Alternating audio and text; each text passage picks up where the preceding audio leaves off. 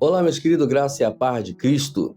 Estamos aqui mais uma vez para dar continuidade ao nosso trabalho de 365 dias andando com Deus. Hoje começa mais um mês, 1º de abril, né? Estamos começando mais um mês aí, terminamos finalizamos 3 meses aí, janeiro, fevereiro e março, e estamos agora no nosso 4º mês do ano de 2025. O tempo está passando rápido, de repente, né, a gente, sem perceber, já está chegando em dezembro e terminamos aí o nosso trabalho de 365 dias caminhando com Deus. Espero eu que eu possa continuar em 2026 com esse trabalho que eu estou gostando muito de fazer, tá bom? Mas antes de nós pregarmos aqui e trazermos a continuidade da nossa conversa, eu tenho aqui em minhas mãos um presente que eu ganhei domingo, né? Do meu amigo e irmão Benjamin. É uma criança belíssima, que eu amo muito, aprendi a amar essa criança demais. Eu quero mostrar para vocês aqui, né? Aqui, essa presente aqui. Ele me fez um desenho meu. Aqui tá a igreja, né? Eu pregando na igreja, né? E ainda com o microfone na mão ainda. Interessante, né? Eu faço questão de guardar isso. Ele me deu isso aqui, eu não entendi muito não, depois eu vou pedir ele para poder me explicar o que significa esse desenho aqui, que eu não entendi ainda não, né? De repente a Sara me ajuda aí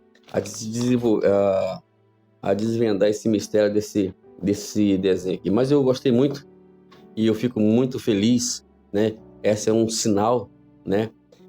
Quando um pastor ele é presenteado com carinho como esse, é sinal que o pastor é pastor, né? É pastor. Vamos lá? O tema de hoje, nesse 1º de abril, é Novos Nadadores. Vamos ler a história? Em 2011, um pescador australiano pescava quando foi lançado para fora do seu barco por uma grande onda.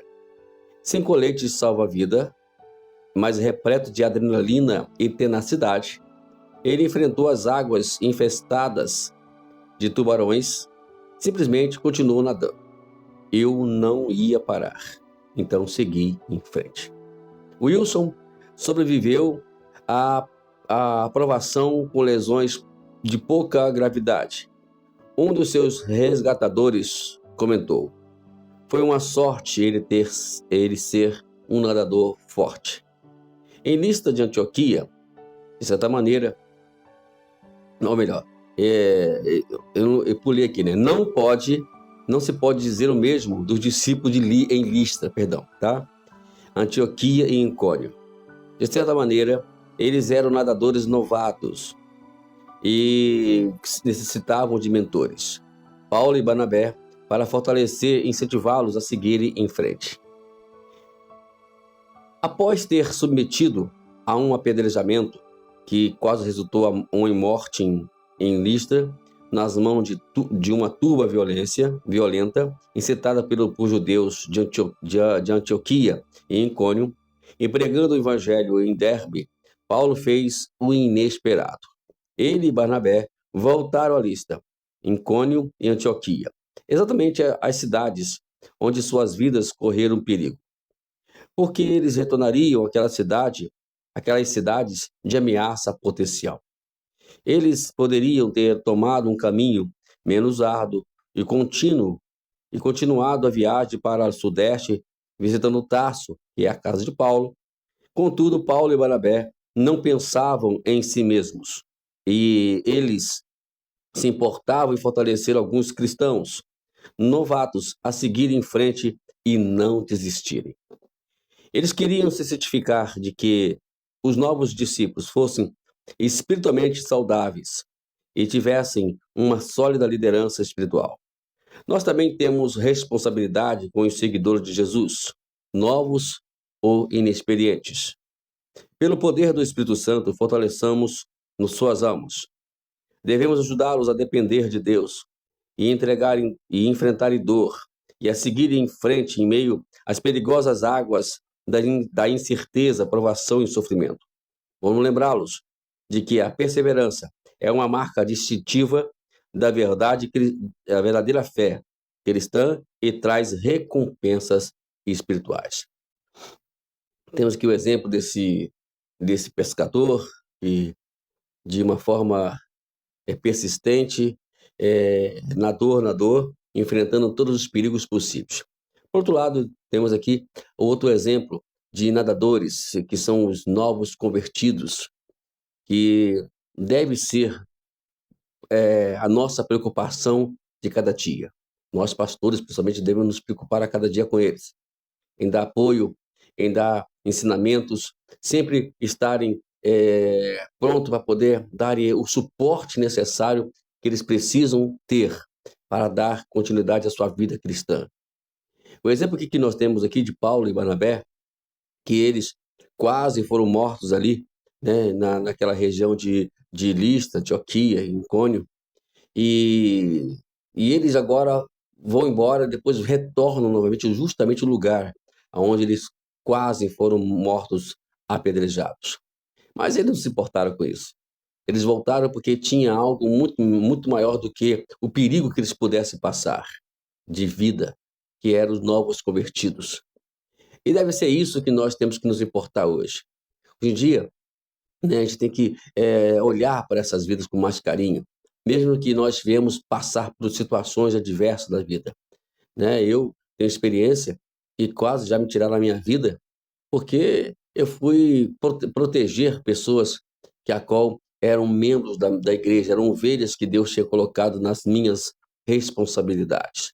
Então é assim que deve funcionar um pastor, é assim que deve funcionar todos aqueles que estão à frente de um trabalho. E Paulo e Barnabé não perderam tempo.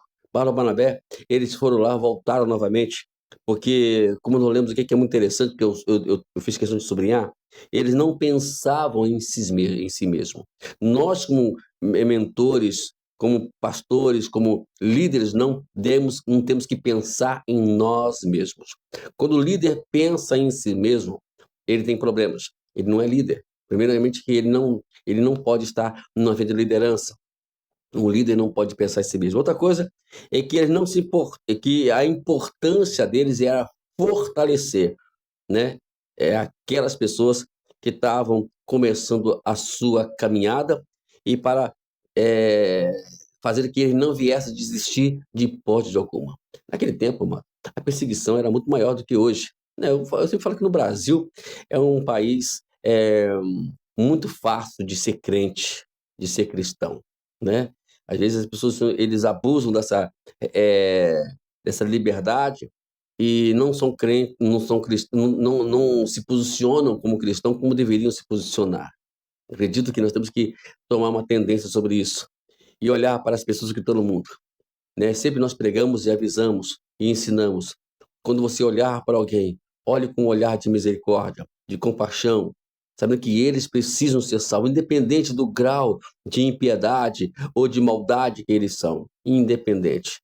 Todos merecem, e todos merecem porque Jesus veio morrer por todos, né? Então, minha palavra de hoje é essa, e vamos nós se importar com essas pessoas, vamos dar mais importância e prioridade a essas pessoas, mesmo que a gente talvez passe por alguma situação difícil ou risco de vida, ok?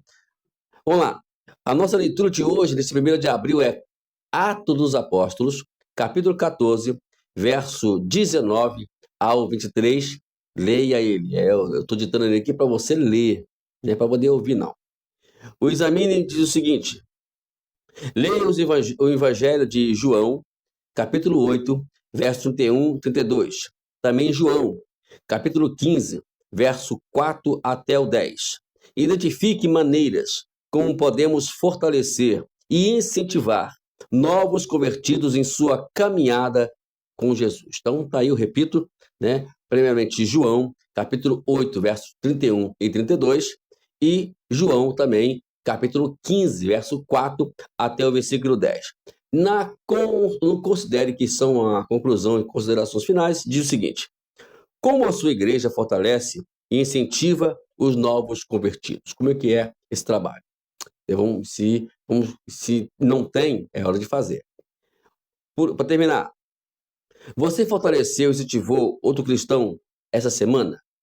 E como foi? Tá bom? Tá aí essas perguntas que são muito importantes para os nossos análises, né, na nossa vida, e, né, para a gente pensar um pouquinho se fizemos ou não.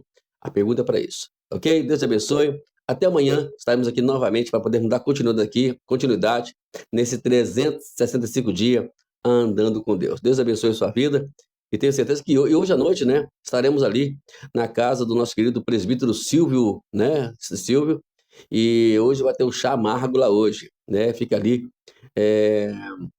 próximo ali ao trevo de Mazomba ali. O endereço eu não sei não. Se você quiser ir lá, não tem importância não. Só você entrar no canal aqui, se eu quero ir lá. Então eu vou te indicar onde seja mais ou menos. Tá bom? Deus te abençoe. Até amanhã nesse trabalho que amo muito fazer. Estamos aqui juntos. Conte comigo no que você precisar. Amém.